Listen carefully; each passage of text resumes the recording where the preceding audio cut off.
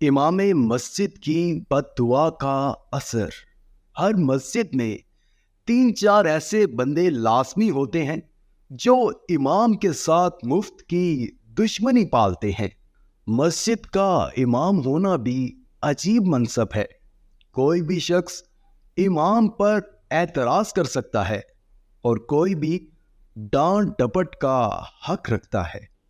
امام کیسا بھی اعلیٰ مرتبہ اور عظیم کردار کا مالک کیوں نہ ہو، مقتدیوں کی جلی کٹی باتوں سے محفوظ نہیں رہ سکتا۔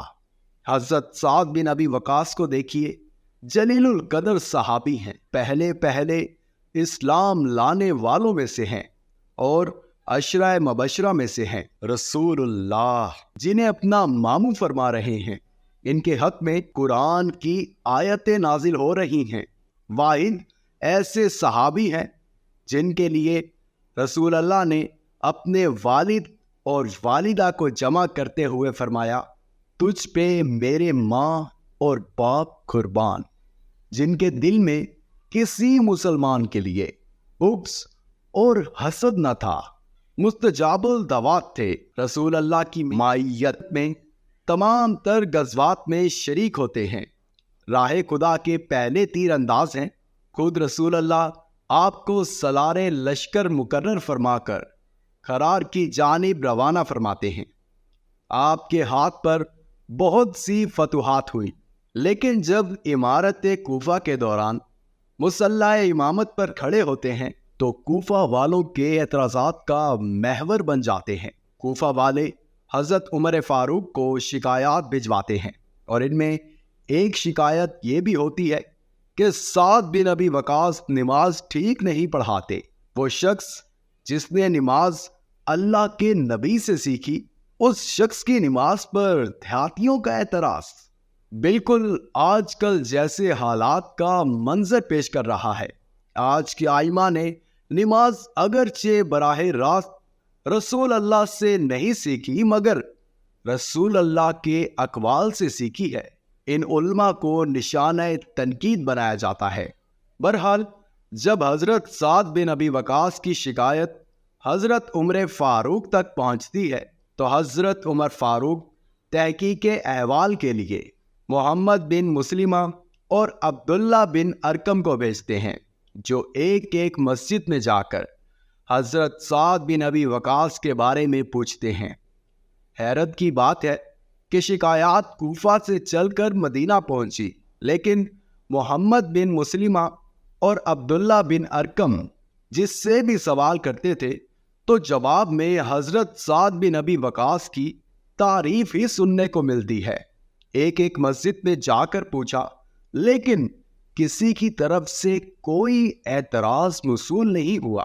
البتہ جب پوچھتے سلسلہ بنو ابس کی مسجد تک پہنچا تو صرف ایک شخص اسامہ بن قتادہ نامی اٹھ کر حضرت سعد بن ابی وقاص کی شکایت کرتا ہے کہ آپ کی نماز ٹھیک نہیں، یہ جہاد کے سلسلے میں کوتاہی کرتے ہیں اور فیصلے میں عدل و انصاف سے کام نہیں لیتے۔ اعتراض کچھ بھی تھا، لیکن یہاں انتہائی قابل توجہ بات یہ ہے کہ شکایات کوفہ سے مدینہ بھیجی گئی، لیکن کوفہ کی کسی مسجد میں ایک شخص کے علاوہ کوئی اعتراض کرنے والا نہیں ملتا۔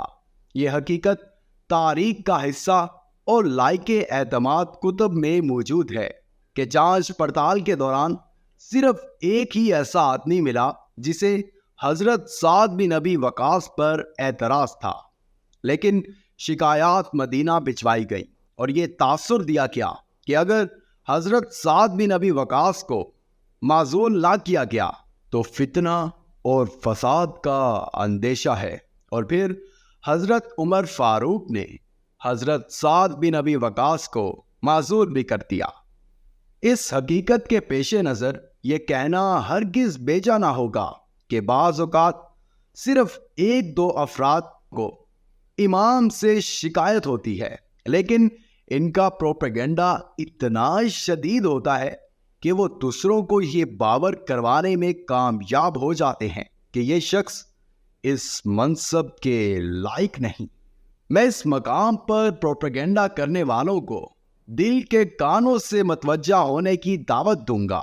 اس میں شک نہیں کہ مجھ جیسے آئمہ مساجد لائق تعریف نہیں، لیکن میرے بھائیوں، کبھی آپ کی مسجد کا امام بے قصور بھی ہوتا ہے اور آپ کے اعتراضات بیجا بھی ہوتے ہیں۔ ایسی حالت میں اپنی انا کی تسکین کے بجائے اللہ تعالیٰ کی پکڑ سے ڈریں اور ذہن میں رکھیے کہ جب حضرت سعد بن ابی وقاص نے مدارس کی ناحق باتیں سنی تھی تو اپنے ہاتھ اللہ تعالیٰ کے دربار میں اٹھا کر یہ دعا کی، اے اللہ، اگر تیرا یہ بندہ جھوٹا ہے اور نام و نمود کی خواہش میں اٹھا ہے تو اس کی عمر کو لمبا کر، اس کی محتاجی میں اضافہ کر اور اسے فتنوں میں مبتلا کر۔ وقت گزر گیا، حضرت سعد بن ابی وقاص معزول بھی ہو گئے، پروپیگنڈا جیت گیا، لیکن حضرت سعد بن ابی وقاص کی دعا اللہ تعالیٰ کے ہاں محفوظ رہی، اور پھر لوگوں نے دیکھا کہ وہ شخص انتہائی بڑھاپے کو پہنچا اور اس کی بھویں آنکھوں پر گر چکی تھی، راستے میں کھڑے ہو کر بھیک مانگتا، اور جب کوئی عورت سامنے سے گزرتی تو اس کے ساتھ چھیڑ خانی کرتا۔ لوگ کہتے، اے بوڑھے، تمہیں عورتوں کو چھیڑتے ہوئے حیا نہیں آتی؟ جواب میں کہتا، میں کیا کروں، مجھے بوڑھے کو سعد بن ابی وقاص کی بد دعا لگ گئی ہے۔ آج کے دور کا کوئی امام حضرت سعد بن ابی وقاص جیسا تو نہیں، لیکن کسی بھی مسلمان پر ناحق اعتراضات کرتے وقت اللہ تعالیٰ کی پکڑ کو بھول جانا انتہائی بد نصیبی کی علامت ہے۔ ہم اپنے پروپیگنڈے میں جیت سکتے ہیں، لیکن اللہ تعالیٰ کے ہاں فیصلے حقائق کی بنیاد پر ہوتے ہیں۔ ان فیصلوں سے بے خوف نہیں ہونا چاہیے۔ اللہ تعالیٰ ہمیں مسجدوں کے نظام میں بہتری لانے کی توفیق بخشے اور مسجد کے امام، خطیب اور انتظامیہ میں سے ہر ایک کو اپنی ذمہ داری سمجھنے اور اسے نبھانے کی توفیق عطا فرمائے۔ آمین ثم آمین۔